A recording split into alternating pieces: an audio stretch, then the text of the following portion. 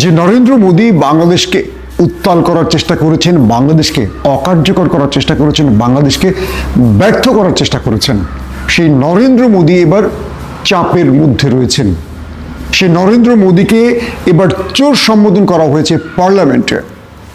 যে শুভেন্দু অধিকারী বাংলাদেশের হাই কমিশনে আক্রমণ করিয়েছিলেন, বাংলাদেশের পণ্য রপ্তানিতে বাধা সৃষ্টি করেছেন, বাংলাদেশকে না খাইয়ে মারবেন, সেই শুভেন্দু অধিকারীকে এবার জুতা পেটা করা হয়েছে।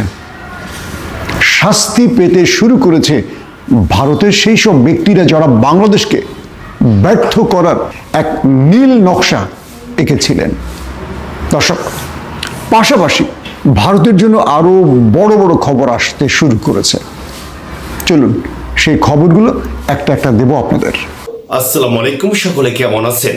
অতি গুরুত্বপূর্ণ আজকের এই নিউজটি স্কিপ না করে দেখবেন। শিরোনামে কিছু অংশ দেখতে পেয়েছেন। সম্মানিত দর্শক, বর্তমানে কতটা চিপায় পড়েছে ভারতের কয়েকটি গুরুত্বপূর্ণ তথ্য পাবেন আজকের এই নিউজ থেকে। সাংবাদিক মাসুম মাহবুব ভাই আলোচনা করেছে। আমরা কথা বাড়াবো না, চলে যাব স্ক্রিনে। প্রিয় দর্শক, ওপারের দিদির পাশেই থাকা শুভেন্দু অধিকারী অর্থাৎ তৃণমূল কংগ্রেসের সেই শুভেন্দু অধিকারী এখন বিজেপি নেতা। তিনি চেষ্টা করেছিলেন পশ্চিমবাংলায় কি করে বিজেপিকে শক্তিশালী করা যায়, মানে তিনি মুখ্যমন্ত্রী হতে পারেন মমতাকে হটিয়ে। তাই তিনি যখন বাংলাদেশের শেখ হাসিনার পতন হলো, পতিত স্বৈরাচারের পক্ষ নিলেন এমনভাবে প্রকাশ্য উলঙ্গভাবে পুরো পৃথিবী যে বিষয়টিকে গ্রহণ করতে পারেনি। যখন একটা রাষ্ট্রের সাথে আরেকটা রাষ্ট্রের যত শত্রুতাই থাকুক, পররাষ্ট্রনীতি বা কূটনীতির কিছু বিষয় থাকে, ভাষা থাকে, বা কিছু শিষ্টাচার থাকে, যেগুলো একটাও তিনি অবলম্বন করেননি, বরং সেগুলোকে তিনি অবজ্ঞা করেছিলেন। আমাদের আগরতলায় বাংলাদেশের উপ হাই কমিশনে যে অ্যাটাক করা হলো, ভাঙচুর করা হলো, বাংলাদেশের পতাকা পোড়ানো হলো, এটার পেছনে এই শুভেন্দু অধিকারী ছিলেন। তিনি ঘোষণা দিয়েছিলেন বাংলাদেশে আলু রপ্তানি বন্ধ হবে, পেঁয়াজ রপ্তানি বন্ধ হবে, বাংলাদেশের মুসলমানদের চিকিৎসা দেয়া বন্ধ হবে। কি হলো এর পরবর্তীতে? ভারতে মানে পশ্চিমবঙ্গে বিশেষ করে হোটেল ব্যবসায় ধস নেমেছে। নিউ মার্কেট প্রায় অচল হয়ে পড়েছে। যারা পণ্য বিক্রেতা, সেটা পোশাক হোক বা অন্যান্য জিনিস হোক, তারা ব্যবসার হাত গুটিয়ে নিচ্ছে। কারণ বাংলাদেশিরা এখন ভারতে যাচ্ছে না, প্রায় ভিসা বন্ধই বলা চলে। এই পরিস্থিতিতে শুভেন্দু অধিকারী ঘোলা জলে যে মাছ শিকারের চেষ্টাটা করেছিলেন, তিনি পুরোপুরি ব্যর্থ হলেন। কেবল শুভেন্দু অধিকারী নন, তার দাদা, তার বিগ বস নরেন্দ্র মোদীও বড় রকম চপেটাঘাত খেলেন এ যাত্রায়। আগে শুভেন্দু অধিকারীর বিষয়টি আমরা ক্লিয়ার করি। ভারতের এই মুহূর্তে অন্যতম গণমাধ্যম যারা বাংলাদেশের বিরুদ্ধে সবচেয়ে বেশি প্রচার করে, অন্যতম মানি না যে জনপ্রিয়, অর্থাৎ বাংলাদেশের বিরুদ্ধে যে গণমাধ্যমটি সবচেয়ে বেশি মিথ্যাচার করছে, প্রোপাগান্ডা ছড়াচ্ছে, রিপাবলিক বাংলা। সেই রিপাবলিক বাংলার hawker news presenter, comedian, cartoon, সে ময়ূখ, তার অবস্থা কি হলো দেখেন। ভারতের মহারাষ্ট্র থেকে শুরু করে বিভিন্ন জায়গায় বিক্ষোভ হয়েছে। বলা হচ্ছে যে বাংলাদেশে এই আলু পেঁয়াজ রপ্তানিতে বাধা দেওয়ার কারণে কৃষকরা যে আলু এবং পেঁয়াজ উৎপাদন করেছে, এগুলো এখন রাস্তায় নষ্ট হয়ে যাচ্ছে। অর্থাৎ তারা যে আলু পেঁয়াজ উৎপাদন করেছেন, ধরেন পার কেজিতে, একটা উদাহরণ দিয়ে বোঝাবার জন্য বলছি, পার কেজি পেঁয়াজের দাম হবে 20 টাকা, কিন্তু বাংলাদেশে রপ্তানি বন্ধ, তো এগুলো ভারতের মানুষ 15 টাকার বেশি কিনবে না, বা 20 টাকার পেঁয়াজ বা আলুটা 10 টাকার বেশি কিনছে না, কারণ উৎপাদন বেশি কিন্তু রপ্তানি তো বন্ধ। এই যাত্রা কি হলো? কৃষক 1 কেজি উৎপাদন করলো যে মূল্যে, বাজারে নিয়ে দেখে তার অর্ধেক মূল্য চলে এসছে সেই পণ্যের। কি করবে এখন? তো এইভাবে একটা বড় রকম বিপদে পড়ে গেছে এখন কৃষকরা। আর সেই কৃষকরা এবার রাস্তায় নেমে বিক্ষোভ করলো, এবং সেই কৃষকরা শুধু রাস্তায় নামলো না, ময়ূখ সেই কমেডিয়ানের বাড়ি ঘেরাও করলো, বলল, ময়ূখ তুমি আমাদের আলু কেনো, আমাদের পেঁয়াজ কেনো।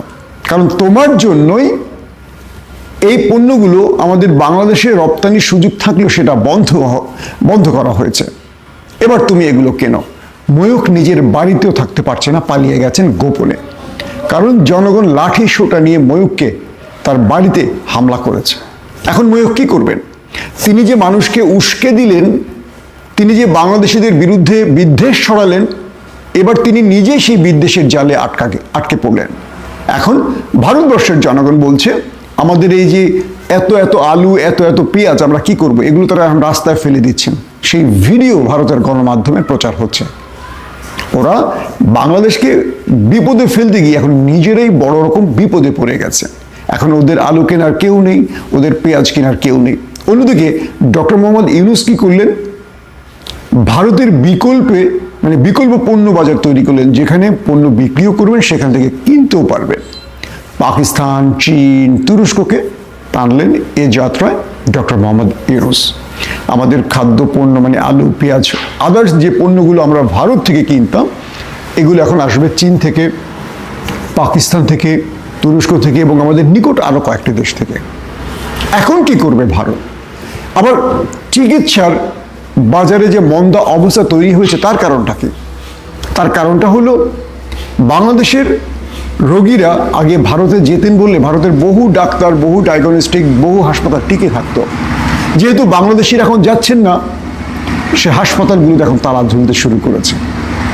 এই অবস্থায় ভারত বড় রকম বিপদে পড়েছে। অন্যদিকে পশ্চিমবাংলার কলকাতার নিউ মার্কেট থেকে শুরু করে সেখানকার যত মার্কেট আছে, হোটেল আছে, এগুলো এখন বন্ধ হবার অবস্থা। ওরা আমাদেরকে ভাতে মারতে গিয়ে ওরা এখন নিজেরাই ভাতে মরছে। দর্শক, শুভেন্দু অধিকারীর কথা বলছিলাম। তিনি বাংলাদেশের বিরুদ্ধে বিদ্বেষ ছড়ালেন, বাংলাদেশের বিরুদ্ধে ভারতের হিন্দুদের খেপিয়ে তোলার চেষ্টা করলেন, একের পর এক মিথ্যাচার করলেন। তিনি বিক্ষোভ করলেন, র্যালি করলেন, বাংলাদেশকে বয়কটের ঘোষণা দিলেন, বললেন বাংলাদেশে খাদ্যপণ্য রপ্তানি তারা করতে দেবেন না এবং বাংলাদেশিদের ভারতে ঢুকতে দেবেন না। শেষ পর্যন্ত কি হলো? তিনি পার্লামেন্টে মমতা বন্দ্যোপাধ্যায়কে জঙ্গি বললেন কি? বাংলাদেশের ইউনূস জঙ্গি আর পশ্চিমবাংলায় মমতা জঙ্গি। এছাড়া আরো অনেকগুলো কটূক্তি করলেন তিনি। তারপর কি ঘটলো? সেই পার্লামেন্ট থেকে বেরিয়ে তিনি যখন পথসভা করলেন, ভারতের জনগণ শুভেন্দুকে গণধোলাই দিলেন, জুতা পেটা করলেন। সেই ছবি ভারতের গণমাধ্যমের সূত্র ধরে পুরো পৃথিবীতে ভাইরাল হয়ে গেল। শুভেন্দু তিনি যে ঘোলা জলে মাছ শিকারের চেষ্টা করলেন, এইবার নিজেই শিকারে পরিণত হলেন।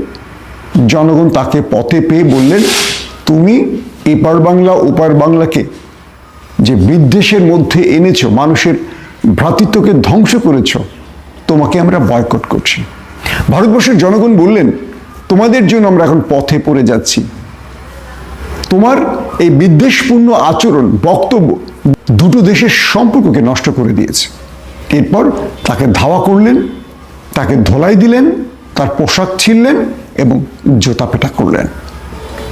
উচিত শিক্ষাটা শুভেন্দুকে ভারতবর্ষই দিয়ে দিল, বাংলাদেশিদের কিচ্ছু করতে হলো না। আসেন নরেন্দ্র মোদী। পার্লামেন্টে নরেন্দ্র মোদীকে চরমভাবে ধোলাই দেয়া হলো। অন্য দলগুলোর পক্ষ থেকে বলা হলো, নরেন্দ্র মোদী ভারতবর্ষের সবচেয়ে বড় চোর। তিনি বাংলাদেশের সাথে যে সম্পর্ক করলেন, এই সম্পর্কটা কেবল আদানিকে বাঁচাবার জন্য। তিনি আদানির বিদ্যুৎ বাংলাদেশে বিক্রি করলেন, ভারতকে অন্ধকার করে উচ্চ মূল্যে বাংলাদেশে বিদ্যুৎ দিলেন। এতে ভারতও লাভবান হলো না, বাংলাদেশও লাভবান হলো না। হলো কে? নরেন্দ্র মোদী এবং আদানি। নরেন্দ্র মোদী বিশেষ করে কয়েকজন ব্যবসায়ীর দালালি করে বা কয়েকজন ব্যবসায়ীকে গুরুত্ব দিয়ে একদিকে ভারতবর্ষকে ডোবালেন, অন্যদিকে তাদের সাথে যারা সম্পর্ক গড়েছে বাণিজ্যিক সম্পর্ক, তাদেরকে ডোবালেন। এর মধ্যে শেখ হাসিনার নামটি উঠে আসলো। কারণ এই শেখ হাসিনাকে অবৈধ ক্ষমতায় রাখার জন্য নরেন্দ্র মোদী বাংলাদেশের সাথে এমন কিছু চুক্তি করলেন যাতে বাংলাদেশের সর্বনাশ হয়েছে, পাশাপাশি ভারতেরও ভারতের প্রতি বাংলাদেশের ঘৃণা, বিদ্বেষ, ক্ষোভ বেড়েছে। এতে এই দুই দেশের মধ্যে সম্পর্কটা নষ্ট হয়েছে। পার্লামেন্টে বলা হলো মোদি হলো সবচেয়ে বড় চোর। একজন প্রধানমন্ত্রীকে সামনে বসিয়ে পার্লামেন্টের বিরোধী মতের নেতারা বলছেন নরেন্দ্র মোদি হলেন সবচেয়ে বড় চোর। তিনি ভারতবর্ষটাকে বিভাজিত করে ফেলেছেন, হিন্দু মুসলমানদের মধ্যে বিদ্বেষ ছড়ালেন। তারা বললেন যে হঠাৎ করে স্বপ্ন দেখছেন নরেন্দ্র মোদি মসজিদ মন্দির হয়ে যাচ্ছে, যে মসজিদগুলো শত বছর ধরে ভারতবর্ষে রয়েছে সেগুলোকে হঠাৎ করে তিনি মন্দির দাবি করছেন। এভাবে তিনি মুসলিম জাতিগোষ্ঠীর হৃদয়ে আঘাত করছেন। এটা ভারতবর্ষে আগে কখনো হয়নি। এই ভারতবর্ষের দীর্ঘদিন যুগের পর যুগ শতাব্দী ধরে এই দুটো জাতি হিন্দু মুসলিমরা একসঙ্গে চলেছে, কিন্তু এখন মনে হচ্ছে ভারতবর্ষের মুসলমানরা সবচেয়ে বড় অপরাধী। আর এই কাজটি করেছে কে? নরেন্দ্র মোদি। যার কারণে ভারত এখন বিভক্ত হওয়ার পথে। ভারত এখন আর আগের জায়গায় নেই। যে ভারতকে বলা হতো গণতান্ত্রিক রাষ্ট্রের সবচেয়ে বড় উদাহরণ, আজ বলা হচ্ছে ভারত হলো সবচেয়ে বড় সংখ্যালঘু নির্যাতনের দেশ। অথচ সেই ভারত বাংলাদেশের দিকে তীর ছুটছে। নরেন্দ্র মোদীকে নিয়ে পার্লামেন্টে এমন বক্তব্যে ইতিমধ্যে সোশ্যাল মিডিয়া ভাইরাল হয়ে গেছে এবং নরেন্দ্র মোদীকে সরাসরি চোর সম্বোধন করে তারা বলেছেন এই মোদীকে যদি সরানো না যায় তাহলে একদিন এই ভারতবর্ষ ভেঙে খান খান হয়ে যাবে। তাই দ্রুত ভারতবর্ষের রাজনৈতিক নেতাদের, ভোটারদের সিদ্ধান্ত নিতে হবে। একদিকে ভারতে এই মুহূর্তে নরেন্দ্র মোদী কিন্তু কোয়ালিশন করে সরকারে আছে।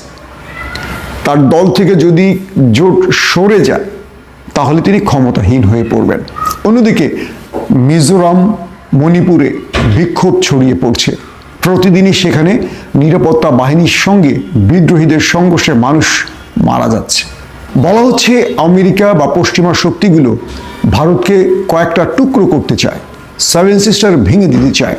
কালকে এই বিষয়ে আমি আপনাদেরকে ডিটেল তথ্য দিয়েছি। যারা আমার ভিডিওটি দেখছেন এই মুহূর্তে, আগের ভিডিওটি দেখবেন কিভাবে ভারতকে ভেঙে ফেলার পরিকল্পনা চলছে। প্রিয় দর্শক, বাংলাদেশকে বিপদে ফেলতে গিয়ে এবার নরেন্দ্র মোদী এবং তার অনুসারীরা সবচেয়ে বড় বিপদে পড়েছে। আমরা বলতে পারি ডক্টর মোহাম্মদ ইউনূসের অসাধারণ রাজনৈতিক প্রজ্ঞার খেলায় বড় রকম ধরা খেয়ে গেলেন নরেন্দ্র মোদী। খুবই গুরুত্বপূর্ণ তথ্য আমরা দেখতে পেয়েছি আজকের এই নিউজ থেকে।